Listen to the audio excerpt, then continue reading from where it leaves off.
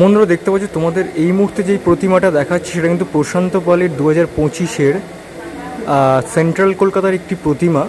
Exactly কোথায় সেটা কিন্তু জানতে হলে আর প্রতিমাটি দেখতে আসতে হলে অবশ্যই কিন্তু ঠাকুর দেখার যে মেন ইউটিউব চ্যানেল আছে সেখানে চলে যেতে পারো। প্রতিমাটা কিন্তু দুর্ধর্ষ হয়েছে, তোমরা সেই ভিডিওটাতে দেখলে বুঝতে পারবে।